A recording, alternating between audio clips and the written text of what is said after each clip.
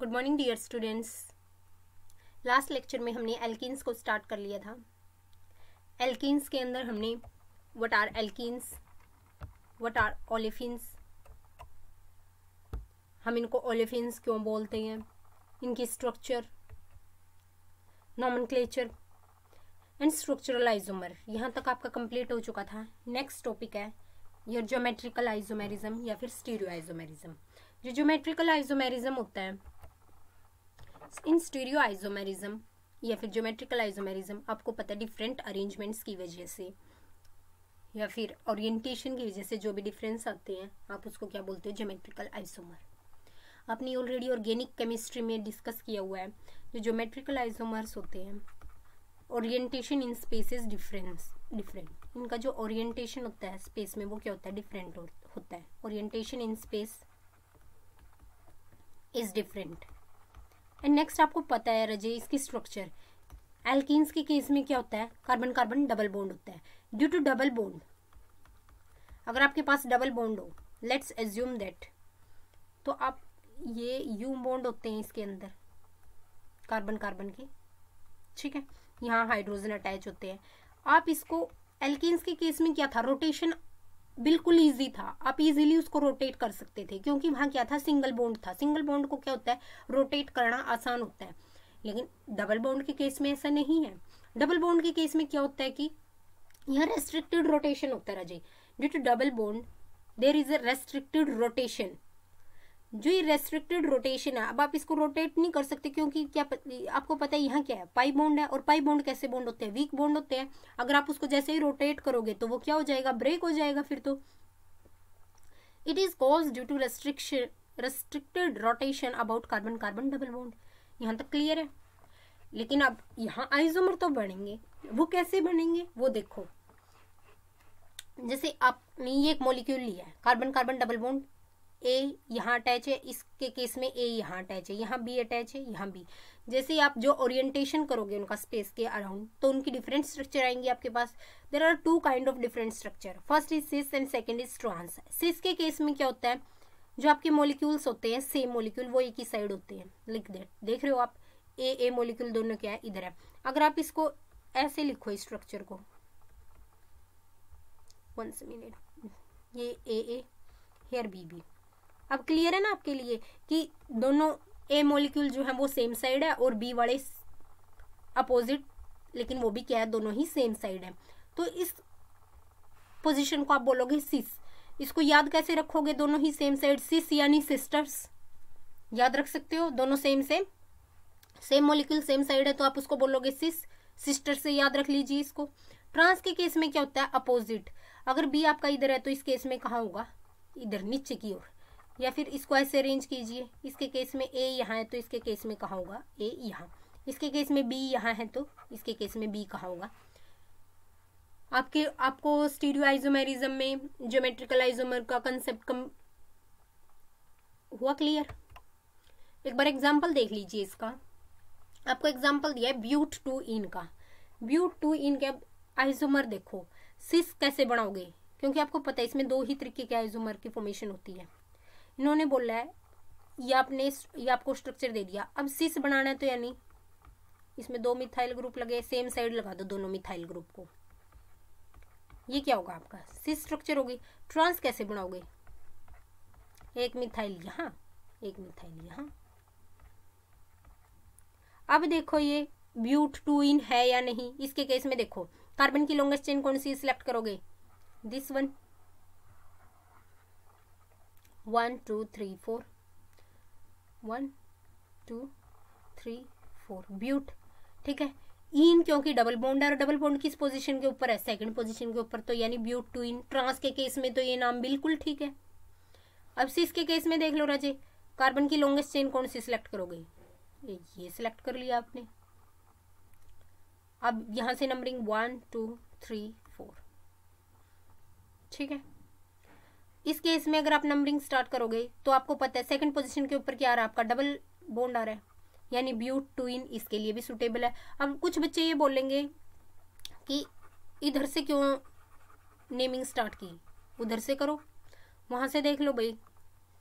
जैसे मैंने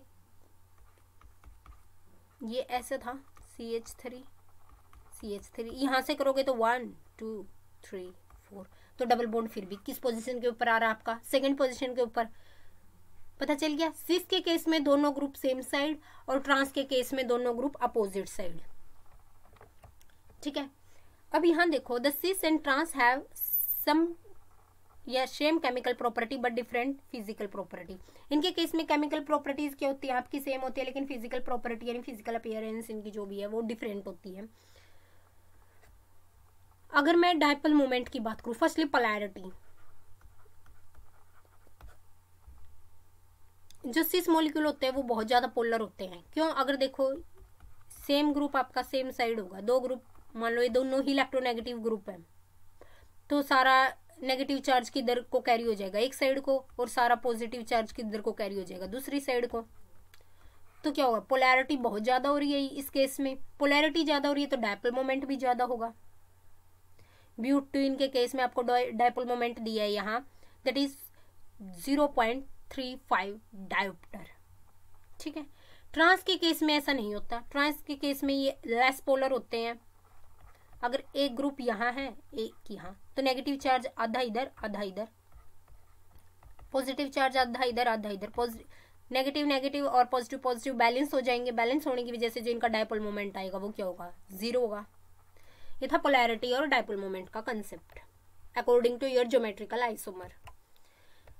कुछ मेन पॉइंट्स हैं, इनको एक बार आप रिवाइज कर लीजिए। Because of different polarity cis have higher value of boiling point. Obvious, जो सिस है उसका बॉइलिंग पॉइंट ज्यादा होगा as compare to trans. Trans का मेल्टिंग पॉइंट ज्यादा होगा एज कंपेयर टू सिस। इन सारी फिजिकल प्रॉपर्टीज को अपन नेक्स्ट लेक्चर में डिस्कस करेंगे, एक बार देख लीजिए आप यहाँ। ट्रांस है symmetrical structure will fit in crystal lattice. इसकी सिमेट्रिकल स्ट्रक्चर कैसे होती है ट्रांस की, अभी अपन ने देखा, एक इधर को नेगेटिव है तो एक इधर को नेगेटिव, एक इधर को पॉजिटिव है तो एक इधर को पॉजिटिव। चार्ज का कोई इशू नहीं, कोई डायपोल मोमेंट का इशू नहीं, कोई पोलैरिटी का इशू नहीं। तो ये क्या हो जाएगा, इसकी स्ट्रक्चर में क्या है, सिमिलैरिटी। अगर आप इसको ऐसे ब्रेक करते हो या ऐसे ब्रेक करते हो तो सेम सेम दोनों साइड के आपके सेम ग्रुप है, यानी सिमेट्रिकल स्ट्रक्चर है। लेकिन ट्रांस के केस में ऐसा नहीं है। अगर आप इसको यूं ब्रेक करोगे, यहाँ से ब्रेक करोगे तो क्या होगा, नेगेटिव चार्ज आपका एक तरफ को रह जाएगा और पॉजिटिव चार्ज एक तरफ को रह जाएगा। ठीक है, इसके केस में क्या नहीं होती, पोलैरिटी ज्यादा होती है सिस के केस में। ठीक है, नेक्स्ट है आपका, if all 4 group attach to different then we have E and Z system of configuration. अगर आपके चारों ही ग्रुप डिफरेंट लगे तो उस केस में क्या होता है, आपका E और Z कॉन्फ़िगरेशन होता है। देखिए, आपको जो भी जिसका मास ज्यादा होता है उसको आप फर्स्ट नंबरिंग दोगे। जैसे यहाँ इस केस में Br को first numbering, then iodine, chlorine और फ्लोरीन को फोर्थ नंबरिंग दी गई है। ठीक है, या फिर आप इनमें से देख लो, ओनली इसमें से ब्रोमीन और आयोडीन में आयोडीन को आपने सेकंड प्रायोरिटी दी है, ब्रोमीन को फर्स्ट प्रायोरिटी। क्लोरीन के केस में क्लोरीन को सेकंड और फ्लोरीन को फर्स्ट प्रायोरिटी। जिसका मास कम है उसको फर्स्ट प्रायोरिटी दे दो। एंड देन जेड पोजीशन को आप जस्मैन फॉर्म कहोगे और ई को एंटाजिन फॉर्म कहोगे। ठीक है,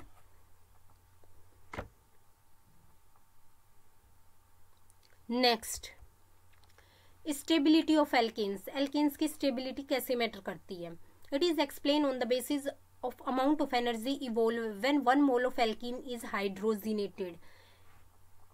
आप इसको एनर्जी की फॉर्म में ही डिस्क्राइब करोगे कि जिस टाइम 1 मोल ऑफ एल्कीन का हाइड्रोजिनेशन करते हो तो जो अमाउंट ऑफ एनर्जी रिलीज होती है। जैसे example, in cis butane and trans butane the energy difference is 5 kilojoule पर मोल। सिस के केस में 20 किलो जूल पर मोल होगी। एंड देयरफॉर बोथ, यहाँ कुछ लाइंस मिसिंग है रजे, एक बार वो आपकी बुक से टैली आउट कर लीजिए।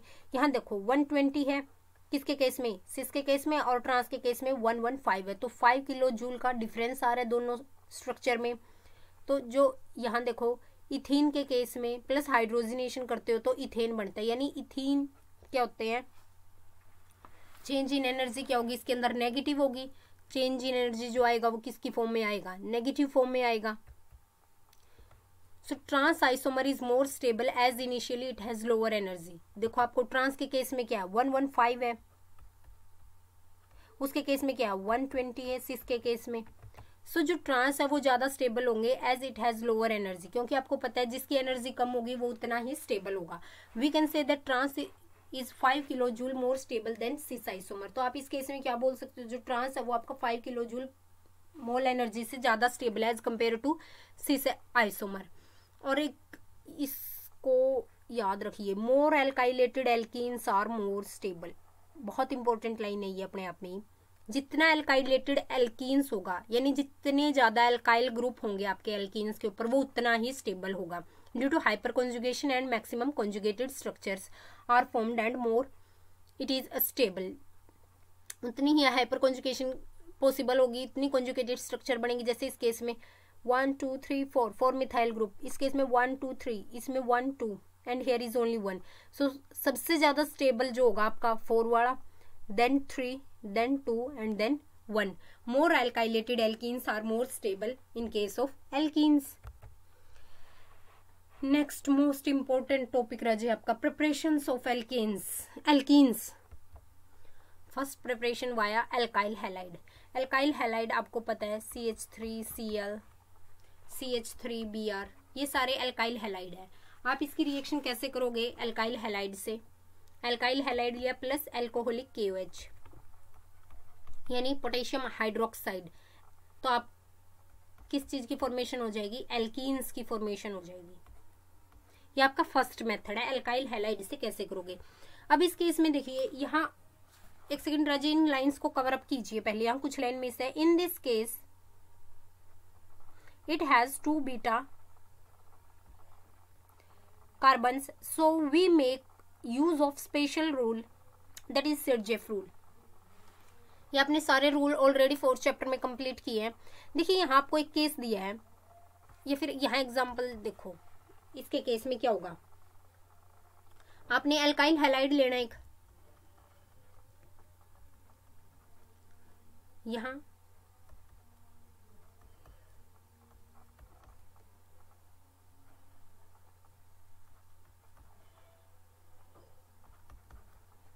ठीक है, किसकी प्रेजेंस में? एल्कोहलिक KOH की प्रेजेंस में। तो क्या हो जाएगा आपका, यहां से रिमूवल हो जाएगा इसका HX का। ये है आपका अल्फा हाइड्रोजन, अल्फा कार्बन, और ये है आपका बीटा कार्बन। अब ये अल्फा बीटा कार्बन क्या है? बीटा कार्बन क्या होती है Raje? Beta carbon is the carbon which is next to the carbon जिससे आपका हेलोजन अटैच है। हेलोजन क्या आपका? X group. एक्स क्या हो सकता है यहाँ? कोई भी, क्लोरीन, ब्रोमीन, आयोडीन, कुछ भी, ठीक है। जो ये कार्बन है, इससे नेक्स्ट कार्बन से जो आपका हाइड्रोजन अटैच है, ठीक है, उसको, या फिर इस जिस हेलोजन से आपका कार्बन अटैच है उससे नेक्स्ट जो भी कार्बन है वो क्या होगी? आपकी बीटा कार्बन होगी। और इसको बीटा एलिमिनेशन भी बोलते हैं। बीटा एलिमिनेशन क्यों बोलते हैं? क्योंकि यहां से रिमूवल हो रहा है H का, तो that is your beta elimination. यहाँ आपको प्रोपाइल ब्रोमाइड का केस दिया हुआ है, KOH, यहाँ से क्या निकल जाएगा आपका KBr, और H2O का रिलीज हो जाएगा। और किस चीज़ की फॉर्मेशन हो जाएगी? प्रोपीन की। यहाँ इथेन, इथाइल ब्रोमाइड के केस में इथीन की। यहाँ देखिए, अब आपने 2 कार्बन वाला इथाइल ब्रोमाइड लिया तो आपको क्या मिला? 2 ही कार्बन का इथीन मिला।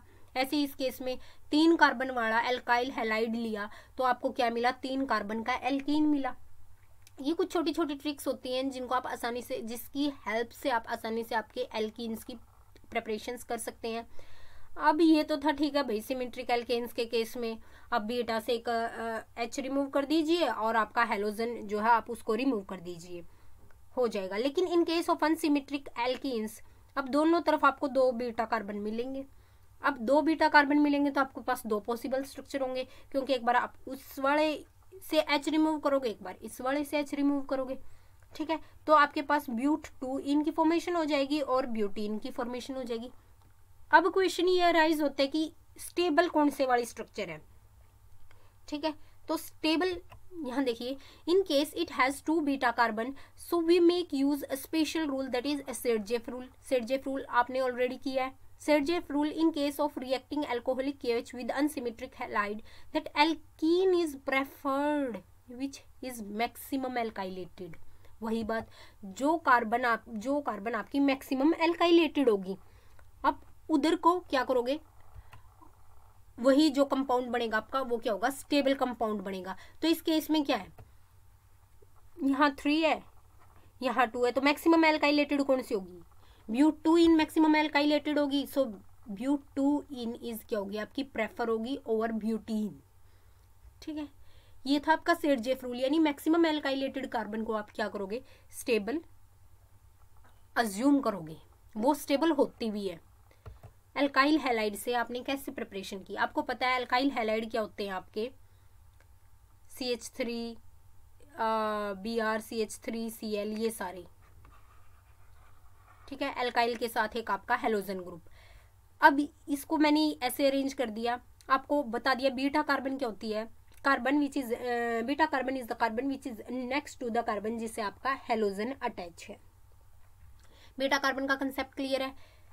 जिस टाइम एल्काइल हैलाइड से आप फॉर्मेशन करते हो तो इसको बीटा एलिमिनेशन रिएक्शन भी बोलते हैं। ठीक है, बीटा कार्बन से जो है आपका हाइड्रोजन रिमूव हो जाएगा, साथ में हेलोजन ग्रुप चला जाएगा और वाटर का रिमूवल हो जाएगा, आपकी एल्कीन्स की फॉर्मेशन हो जाएगी। लेकिन कुछ यहाँ देखिए, आपको रेट ऑफ रिएक्शन किस में फास्ट होगा, किस एल्केन्स के केस में रेट ऑफ रिएक्शन फास्ट होगा, सबसे पहले आयोडीन के केस में, देन ब्रोमीन, क्लोरीन और फ्लोरीन। इस तरीके से जो आपका प्रायोरिटी ऑर्डर होगा, एलिमिनेशन रिएक्शंस इस तरीके से शो होंगी। फर्स्टली आयोडीन के केस में, देन ब्रोमीन, क्लोरीन और फ्लोरीन। अब rate of reaction alkyl group के केस में कैसे होगा, ठीक है, तो tertiary alkyl group is more stable than secondary and then primary. ये कुछ एमसीक्यूज के हिसाब से क्वेश्चंस इंपॉर्टेंट है, 1 मार्क्स में आ जाते हैं कई बार। रेट ऑफ रिएक्शन एल्कीन्स के केस में एल्काइल ग्रुप कौन से वाला इजिली रिएक्शन शो करेगा, that is tertiary, secondary and primary. Next है from di halogen derivative. Di halogen यानी अब आपके पास क्या होंगे, 2 हेलोजन ग्रुप होंगे, 2x होंगे इस टाइम आपके पास। ठीक है, अब let's take an example of vicinal dihalide. अब एक और word, vicinal dihalide. Vicinal यानी विसिनिटी, विसिनिटी मीन्स नियरनेस, यानी जो 2 हेलोजन होंगे वो पास वाली 2 जो कार्बन होगी पास पास उनके ऊपर अटैच होंगे, इसलिए आप इनको क्या बोलोगे, विसिनल डाई हैलाइड, यानी नियरनेस वाली कार्बन के ऊपर आपके दोनों हेलोजन क्या होंगे, अटैच होंगे। जैसे 1,1 डाई ब्रोमोइथेन के केस में। और हाँ, ये रिएक्शन होगी जो एक कैटलिस्ट की प्रेजेंस में होगी, इतनी आसानी से आप डाई हेलोजन डेरिवेटिव्स की हेल्प से इथीन की फॉर्मेशन नहीं कर सकते। होता क्या है कि इसके अंदर रजित जैसे आपको 2 हेलोजन दिए, एक आपने इथेनॉल लिया और जिंक लिया, इनकी प्रेजेंस में क्या करोगे आप, इथीन की फॉर्मेशन हो जाएगी और जो ZnBr है ये यहाँ से आपका क्या हो जाएगा, रिमूव हो जाएगा। देखिए इस केस में कहाँ से, जो ये Zn और ये Br2 ये रिमूव हो गया और क्या बन गया आपके पास, इथीन की फॉर्मेशन होगी 1,1 डाइब्रोमोइथेन से। In this removal of halogen is taking place, therefore this process is called dehalogenation। dehalogenation यानी हेलोजन का रिमूव करना। और डाई हेलोजन क्यों बोलते, क्योंकि इसके पास क्या है, 2 हेलोजन है इस रिएक्शन में, और ये विसिनल डाई हैलाइड्स में ही कैरिड आउट होती है in the presence of zinc at a some temperature. ठीक है, आपको हीट करना होगा रिएक्शन को। Next process is from alkynes, very easy process. आपको पता है एल्काइंस के केस में क्या होता है, जनरल फॉर्मूला, जैसे इसको लीजिए, इनके केस में क्या होता है, कार्बन का ऐसे C2H2 यही होता है। एल्कीन्स क्या होते हैं, C2H4 यही होता है। अब आपने करना क्या है कि सिर्फ 2 हाइड्रोजन ऐड कर दो और एल्कीन्स की फॉर्मेशन होगी। लेकिन भाई ये इतना आसान नहीं है, जैसे हमने पहले भी बात की है, आपको कुछ कैटलिस्ट की रिक्वायरमेंट होगी इस केस में। जो कैटलिस्ट होंगे इसमें निकल होगा, लिनलार्स रिएजेंट होगा, बर्च रिडक्शन होगा। अब ये क्या नए नाम्स हैं, आपको निकल के केस में तो पता है, हाइड्रोजिनेशन आपने जैसे एल्केन्स के केस में किया वैसे ही क्या होगा, जो ये निकल है ये एक मेटल है और ये इसके बॉन्ड के ऊपर अटैक कर देगी और ये बॉन्ड क्या हो जाएगा, ब्रेक हो जाएगा, वैकेंसीज आ जाएंगी। वैकेंसीज आने की वजह से एक हाइड्रोजन अपने आप को यहाँ अटैच कर लेगा, एक हाइड्रोजन अपने आप को यहाँ अटैच कर लेगा और क्या हो जाएगी, CH2 की फॉर्मेशन हो जाएगी। ठीक है, ये आपके पास बन जाएगा। ये तो था निकल के केस में, क्योंकि निकल के केस में ऑलरेडी आपने एल्केन्स के केस में भी किया है कि मेटल है जो वो पाई बॉन्ड को ब्रेक कर देती है। लेकिन लिनलार्स कैटलिस्ट ये आपके लिए एक नया नाम है। Lindlar's catalyst means partially deactivated palladised charcoal. ये क्या होता है आपका, पार्शियली डीएक्टिवेटेड पैलाडाइज्ड चारकोल। अब ये नए नाम पैलाडाइज्ड चारकोल यानी palladium metal supported on charcoal. आपने पैलेडियम मेटल को किसके ऊपर सपोर्ट किया है, चारकोल के ऊपर, supported on charcoal. Palladium metal supported on charcoal. अब ये पार्शियली डीएक्टिवेट कैसे करोगे आप इसको, with the help of poison. जैसे आपने क्विनोलिन ऐड कर दिया, सल्फर ऐड कर दिया, ठीक है, कुछ अमाउंट में आप इसको क्या कर दोगे, पॉइजनस कर दोगे। ये वैसे भी सारे पॉइजनस ही होते हैं। लिनलार्स कैटलिस्ट वो आपका जो, जैसे मैं 2-4 की और अगर मैं बात करूं तो H2PDBSO4, H2PDC, ये सारे क्या होते हैं, पॉइजनस इन नेचर होते हैं। जैसे आपने इसके केस में क्या है, ये रिएक्शन ली, इसमें आपने PDBSO4 की प्रेजेंस में इस रिएक्शन को कैरिड आउट करवा दिया। ठीक है, आपके पास क्या बन गया, ये एक एल्कीन बन गया। अब एल्कीन कैसा बना है, ये सिस आइसोमर बना है, दोनों तरफ क्या है, सेम ग्रुप है, CH3 और दोनों तरफ हाइड्रोजन है, ऐसा ही है ना। ठीक है, तो ये क्या है, सिस आइसोमर है। लेकिन मैं बर्च रिडक्शन की बात करूं, if I am talking now Birch reduction किसकी प्रेजेंस में होता है राजे,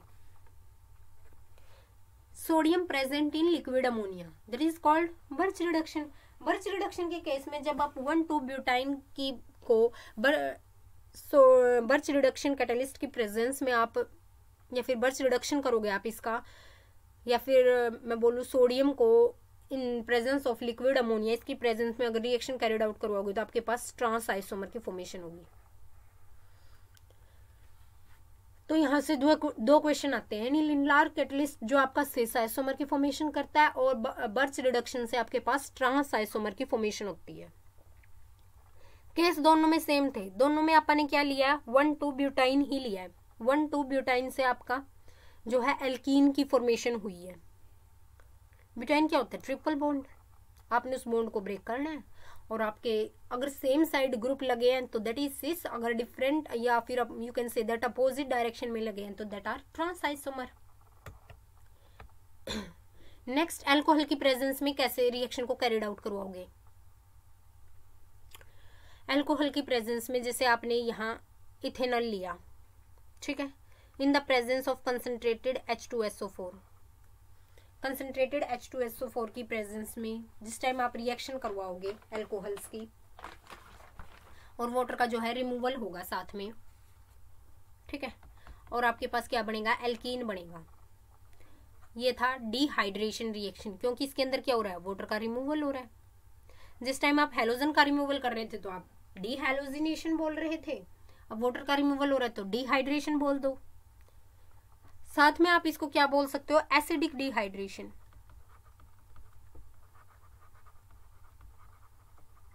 एसिडिक डिहाइड्रेशन क्यों भाई, क्योंकि ये कंसंट्रेटेड H2SO4 की प्रेजेंस में हो रही है। अगर कंसंट्रेटेड H2SO4 की प्रेजेंस में हो रही है तो आप इसको क्या बोल दोगे, एसिडिक डिहाइड्रेशन। आपने इथेनॉल को कंसंट्रेटेड H2SO4 की प्रेजेंस में रिएक्ट करवाया तो आपके पास इथीन की फॉर्मेशन हुई। और जो ये रिएक्शन का केस है मैंने आपको ऑलरेडी बता दिया है, for tertiary more than secondary and then primary. एक एग्जांपल देखो, यहाँ 2-मिथाइल प्रोपीन के केस में आपके पास क्या बन गया, 2-मिथाइल प्रोपीन, यहाँ था ये टर्शरी, यहाँ के क्या हो गया ये सेकेंडरी। ठीक है, ऐसे आपकी रिएक्शन कैरिड आउट हुई है अल्कोहल्स के केस में। ये थी आपकी सारी प्रिपरेशंस 4 प्रिपरेशंस की। आज हमने इसकी एल्काइल हैलाइड से कैसे प्रिपेयर करोगे आप। एल्काइल हैलाइड यानी आपका कोई भी RX ग्रुप, मिथाइल किसके साथ, क्लोरीन ब्रोमीन के साथ, या फिर इथाइल क्लोरीन ब्रोमीन के साथ, जैसे भी अटैच आपका। इसमें आपको 2 बातें पता चली। आप इसको बीटा एलिमिनेशन भी बोल सकते हो, क्योंकि बीटा एलिमिनेशन के केस में क्या आप बीटा कार्बन से जो है हाइड्रोजन का रिमूवल करोगे। अगर आप 2 कार्बन वाला एल्काइल हैलाइड लेते हो तो 2 कार्बन का ही आपके पास क्या बनेगा, इथीन बनेगा। 3 कार्बन वाला एल्काइल हैलाइड लेते हो तो 3 कार्बन का ही आपके पास क्या बनेगा, एल्कीन बनेगा। अनसिमेट्रिक के केस में आप किसको मेजर प्रोडक्ट मानोगे, जो ज्यादा एल्काइलेटेड होगा, according to your Saytzeff rule. Priority order दे दिया मैंने। हैलाइड्स के केस में आयोडीन का रेट ऑफ रिएक्शन मोर होगा as compare to bromine, chlorine और fluorine. From dihalogen derivatives, ये विसिनल डाई हैलाइड्स में होते हैं। 2 हैलोजन ग्रुप होंगे, जिंक के साथ रिएक्शन करवाओगे तो दोनों जिंक के साथ बाहर निकल जाएंगे और आपके पास किस चीज की फॉर्मेशन हो जाएगी, आपकी एल्कीन्स की फॉर्मेशन हो जाएगी। एल्काइंस के केस में भी क्या किया था, 3 कैटालिस्ट लिए हमने। एल्काइंस में क्या होता है, कार्बन ट्रिपल बॉन्ड होता है, एक बॉन्ड को उस बॉन्ड को ब्रेक करना होता है आपने किसी भी कैटालिस्ट की हेल्प से। फर्स्टली अपने निकल की हेल्प से उसको रिमूव किया बॉन्ड को। सेकंड हमने PDBSO4 यानी लिनलार्स कैटालिस्ट की प्रेजेंस, या फिर you can say that reagent की प्रेजेंस में हमने उस बॉन्ड को ब्रेक किया और सिस आइसोमर की फॉर्मेशन हुई। बर्च रिडक्शन की हेल्प से हमने बॉन्ड को ब्रेक किया और आपके पास ट्रांस आइसोमर की फॉर्मेशन हुई। लास्ट था आपका एल्कोहल से कैसे प्रिपेयर करते हैं। एल्कोहल से प्रिपरेशन होती है in the presence of concentrated H2SO4, इसलिए आप इसको एसिडिक डिहाइड्रेशन भी बोल सकते हैं। डिहाइड्रेशन बिकॉज इसके अंदर वाटर का रिमूवल हो रहा है। ये था आज का लेक्चर। आज के लिए इतना ही। Thank you and have a nice day students.